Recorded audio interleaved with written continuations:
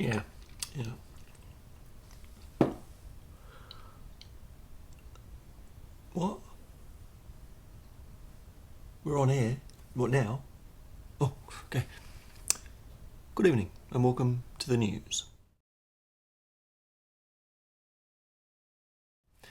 I'm Simon from Tech My Life Video, and we're going to have a look at, some of the news from the last week, some of the things that have been popping up on some of the tech websites, and some of the things I thought were... Am I talking incredibly fast? Let's slow it down. The first one is this little gadget. You're going to see it right there. I'm looking over here, it's just because I'm looking at some notes I've made. This is a solar panel charger for your mobile device, also built-in speakers, and I do a bit of mountain biking, and having buds in your ears is certainly dangerous. So having some speakers that can kind of pump the noise out there, I mean, may as well disturb all the wildlife, but it means you'll be able to hear kind of traffic around you and things like that. So I like that. I'll want to check that out when it comes onto the market. Here's another little interesting thing from Burger King Japan.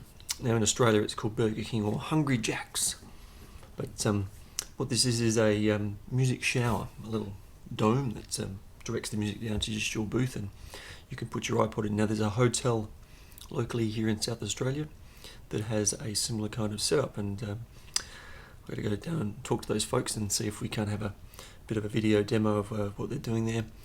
You can plug your iPod Touch or iPhone in, and you can actually watch video onto a plasma screen. So if you're having a party and you'd like to kind of project a slideshow or a video or something along those lines, you can do that. So keep an eye out for that one.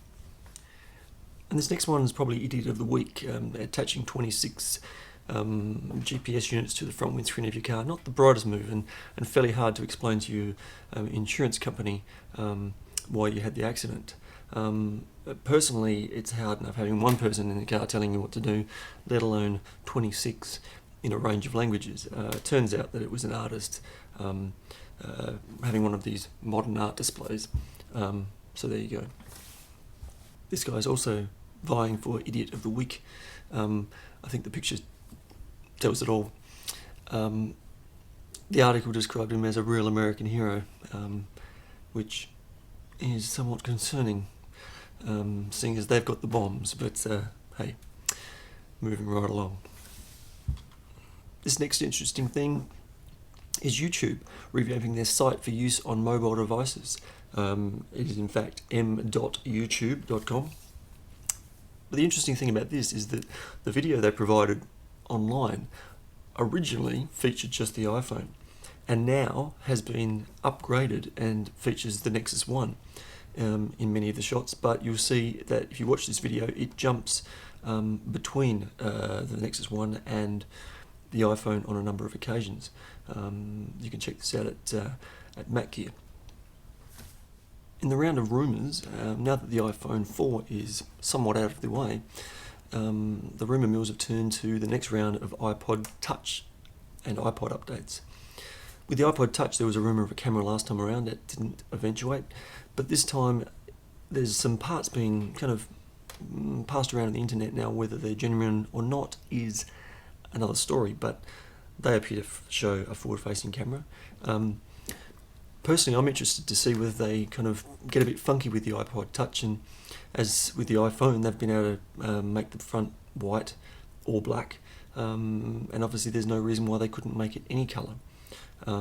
Making the iPod Touch in line with the iPhone design could allow for greater storage. The iPod Touch has always been a very slim design, but we could see the storage of that device increase dramatically, and maybe supersede the need for there being a device like the iPod Classic. Some of the shots that have been floating around are the iPod Touch and the camera from the iPhone 4, showing that the camera would not actually fit inside the current design of the iPod Touch. So there is another reason for maybe increasing the thickness of the design, or maybe going to an iPhone 4 compatible design, I guess, or similar design, and then allowing for not only the more storage but also the high resolution camera. Another thing that's been floating around is a 3cm by 3cm touchscreen. Now, this could of course go into something like an iPod Nano, though the iPod Nano is curved on the front, so there has been some question of a curved touchscreen being a bit bizarre. But also, there's also talk of maybe it could be a wristwatch. Now, if Apple were to release a touchscreen wristwatch, I have to say, and an iPod all-in-one, if it had Bluetooth capability so you didn't have to have a cord running from your wrist up to a set of headphones, I for one, I think I'd be there in a flash. Looking at the price of standard wristwatches, or not standard wristwatches I should say, but wristwatches of some quality, you're looking at $500 here in Australia. I was looking at one the other day, not to purchase, but just as I was looking at watches, there was one for $3,500. So I'm sure that Apple could introduce a watch concept, iPod Nano effectively, for a considerably competitive price, let's say, to other watches on the market.